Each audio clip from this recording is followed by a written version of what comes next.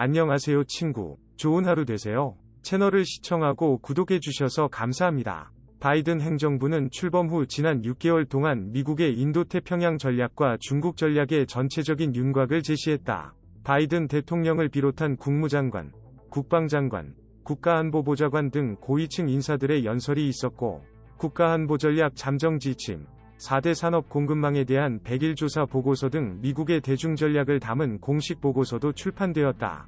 무엇보다 미국의 극단적인 정치 양극화에도 불구하고 4월 8일, 미국 상원 외교위원회 메넨데스 의원장과 리시 공화당 간사가 대중경제를 위한 전략적 경쟁법을 공동 발의한 것은 의미심장하다. 이 법안은 초당적 차원에서 대중전략의 매우 구체적인 내용을 담고 있다. 이 법안의 핵심 내용은 자유롭고 개방된 국제질서 유지, 자유주의 규범과 가치를 지닌 국제기구와 제도의 유지, 미국에게 유리한 인태지역 힘의 균형 유지, 동맹국의 방어 보장, 개방된 해상 및 항공로 보존, 개방적이고 투명한 시장을 통한 상거래의 자유로운 흐름 촉진, 개인의 자유 및 인권 증진 등이다.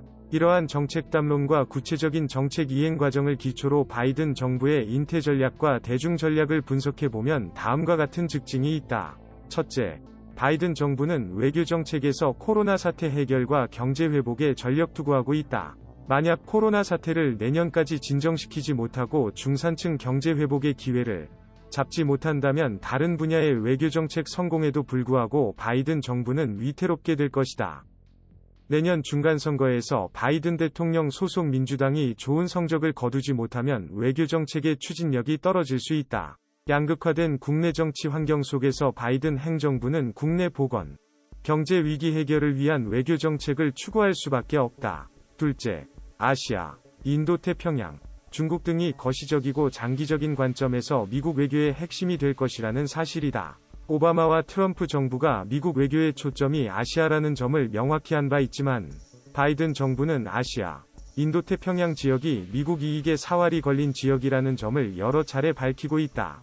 중국이 미국 외교의 최우선 대상이며 전략적 경쟁국이라는 점도 큰 틀에서 불변의 지침으로 자리 잡고 있다. 셋째, 바이든 정부는 인태전략이라는 용어, 중국에 대한 강한 압박, 쿼드의 중요성 강조 등 몇몇 부분에서 트럼프 정부와 연속성이 있지만 차이점이 훨씬 크다.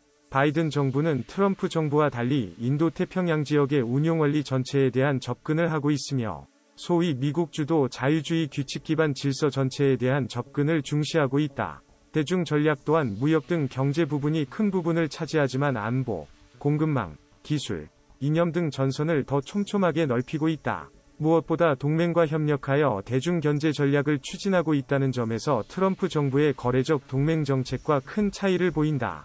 마지막으로 대중 전략에 있어서 일반적이고 추상적인 접근보다 이슈에 기반한 세부적인 접근법을 추구하고 있다. 협력, 경쟁, 대결이라는 세 가지 범주로 나누어 소위 3C 전략에 따라 이슈별로 대중 정책을 추진하고 있다. 대량 살상 무기 비확산, 기후 및 환경 문제, 코로나 사태와 같은 국제보건 문제는 협력의 사안으로 놓고 있다.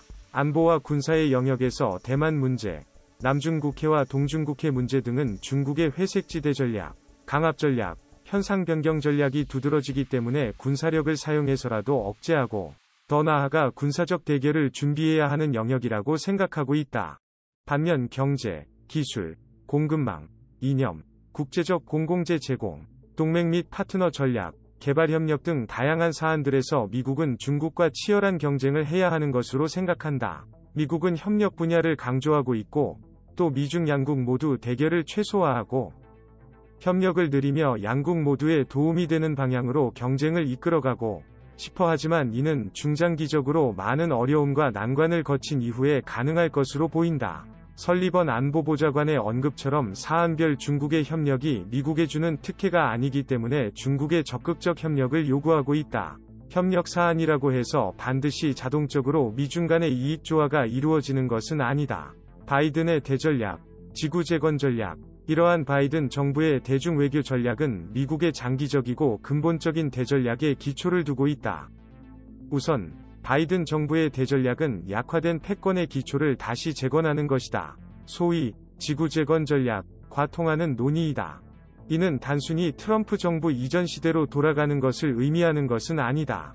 코로나 사태와 경제 위기, 미중 전략 경쟁 속에서 미래지향적이고 지속가능한 전략을 제시하는 것이다. 미국은 여전히 군사적으로 다른 국가들을 압도하고 있고 동맹국들의 도움을 받고 있어 군사적 패권을 바탕으로 다양한 외교 전략을 추구할 수 있다. 미국이 군사적 우위를 바탕으로 여러 영역에서 앞으로 어떠한 국제 질서의 규범과 규칙을 제시할 수 있을지가 주된 관심사이다. 군사 부문의 당면한 핵심 사안은 대만과 남중국해에서 중국의 공세를 어떻게 막아내는가이다. 중국은 대만 문제가 자국의 핵심 이익이라고 누차 강조한 바 있다. 대만이 독립선언을 할 경우 무력을 사용해서라도 이를 막고 경우에 따라서는 군사력을 사용한 통일 전략을 추진하겠다고 공언해왔다.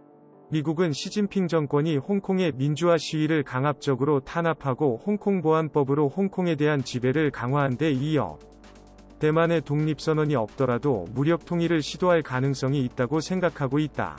따라서 바이든 정부는 대만에 대한 군사적, 외교적 지원과 동맹국들의 중국 견제를 통해 양안관계의 현상 유지가 긴박한 과제라고 본다. 한편 남중국해 거의 전역이 중국의 영해라는 중국의 구단선 주장과 인공섬 건설 등 남중국해의 군사화에 대해서도 미국의 경계심은 매우 높다. 자유의 항행작전을 수행하면서 아시아 동맹국 및 전략적 파트너 국가들과 함께 남중국해에서 중국 견제를 강화하고 있다.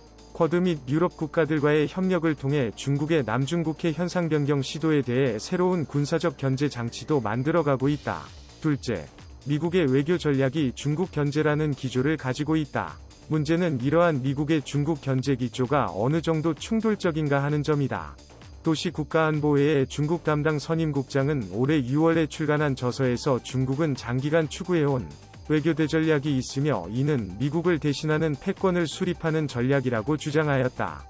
중국이 1949년 이후 패권을 추구해왔다는 점에 대해 여전히 회의적인 견해가 있는가 하면 이와 대조적으로 중국의 패권 전략을 확신하는 견해가 미국 내 존재한다고 소개하면서 도시국장은 후자의 입장에서 중국의 외교대 전략 성격에 대한 논의를 하고 있다. 도시국장은 향후에 중국이 본격적으로 미국의 패권에 도전하는 전략을 추구할 것으로 보고 이에 대한 비대칭 전략, 즉 중국의 패권 추구를 효율적으로 통제할 수 있는 전략을 추구해야 한다고 주장하고 있다. 한편 국가안보회의에서 도시국장과 함께 일하고 있는 캠벨 인태조정관 역시 중국의 대외 전략이 점차 공세적으로 변해가고 있으며 협력보다는 경쟁의 영역이 강화되고 있다고 보고 있다. 홍콩에 이어 신장 문제, 무엇보다 대만에 대한 중국의 공세가 강화된다고 보면서 중국에 대한 억제와 견제가 중요하다는 점을 강조하고 있다. 특히 현재의 공세적 정책이 시진핑 국가주석의 리더십에 기인하는 바가 크다고 보기 때문에 중국의 현재 리더십이 존재하는 동안 미중 관계가 경쟁적이 될 것으로 보고 있다. 물론 미국 내에도 다양한 견해가 존재한다. 캠벨 조정관만 하더라도 현재 아시아의 운용체제를 세력균형과 공동의 가치라는 두 개의 축을 중심으로 미중협력체제를 추구해야 한다는 점을 강조한다. 경쟁을 하더라도 파국과 대립에 이르지 않도록 하는 것 역시 중요하다고 지적하고 있다. 미국의 외교협회 회장인 하스 역시 중국, 인도 등을 포함하는 강대국 간의 협력체제가 하나의 대안이 될 수 있다는 포용적 견해를 제시하기도 한다. 현재에도 미국 내에서 중국 대전략에 대한 인식과 담론은 여전히 진화 중이며 앞으로 중국에 대한 미국의 인식이 어떻게 바뀌는가는 중요한 요인이 될 것이다. 중국의 부상이 불가피하며 아시아에서 미국의 국가 이익이 제한되어 있기 때문에 아시아에 대한 역외균형 전략을 추구해야 한다는 목소리도 여전히 존재한다. 셋째, 바이든 정부의 외교대 전략이 패권 회복 전략이지만 중국 견제 전략과 함께 이러한 전략이 계속 추진되기는 어렵다고 보는 견해도 있다. 과거 미국 행정부들은 출범 초에 다양한 목표를 제시했지만 결국 애초의 계획대로 이루어지지 못했다. 21세기 초 부시 행정부는 9.11 테러 이후 테러와의 전쟁으로 8년을 보냈고 오바마 정부 역시 중국과의 경쟁 속에서 애초에 예상치 못한 아시아 중시 전략을 추구하게 되었다. 트럼프 정부 역시 코로나 사태로 애초에 미국 우선주의라는 기치가 무색해졌다. 바이든 정부는 이러한 모든 정책 실패의 유산을 물려받았다. 아프가니스탄 철군 이후 테러 방지에 힘을 기울여야 하고 2008년 경제위기에서 파생된 문제와 코로나 경제위기를 동시에 극복해야 하며 코로나 사태라는 보건위기, 그리고 정치 양극화도 해결해야 한다. 향후 예상하기 어려운 또한 극복하기가 거의 불가능한 국제적 위기가 다가오는 가운데 바이든의 패권적 외교대 전략은 성공하기가 어렵다고 볼 수 있다. 미국 내 많은 학자들은 이미 대전략의 불가능 시대가 도래했으며 일관되고 거시적인 외교대 전략을 추진하기에는 국제정치 상황이 너무 유동적이라는 점을 지적하고 있다. 기후, 환경이기만 하더라도 점차 가속화되는 가운데 미국 혼자 국제적 공공재를 제공하기는 어려운 시대로 변화되고 있다. 미중이 점차 경쟁과 대립을 지속하더라도 어느 시점에선가 공통의 지구적 문제에 직면하면 기존의 패권 경쟁과는 다른 차원의 미중 관계를 만들어가야 할지도 모른다. 바이든 정부 4년 동안 그러한 변화가 당장 나타나지는 않더라도 미국 외교대 전략의 환경이 바뀌고 있는 것은 분명하다. 이런 점에서 바이든 정부의 외교 전략을 분석할 때 거시적 흐름 속에서 여전히 예상하기 어려운 점들이 많다는 점을 지적해야 한다. 지난 6개월 동안 바이든 정부의 인태 전략과 대중 전략은 윤곽을 드러내고 있지만 구체적인 실행 가능성과 성공 가능성은 별개의 문제라 할 수 있다. 미중 관계가 상당 기간 격렬한 경쟁 관계를 띌 것이라는 점은 명확하며 한국에 주는 정책적 딜레마도 심각하다. 이러한 상황에서 몇 가지 대응 원칙을 생각해보면 다음과 같다. 첫째, 미중 관계는 전략 경쟁의 형태를 띠고 있지만 궁극적으로 패권 경쟁으로 나아갈지 아니면 여전히 미중 공동의 과제를 축으로 협력의 기제를 강화할지 아직은 알 수 없다. 국제정치의 문제가 빠른 속도로 변하고 있어 미중 간의 경쟁 이슈들이 정리되고 경쟁을 위한 규칙이 마련되면 협력의 사안이 강조될 수도 있다.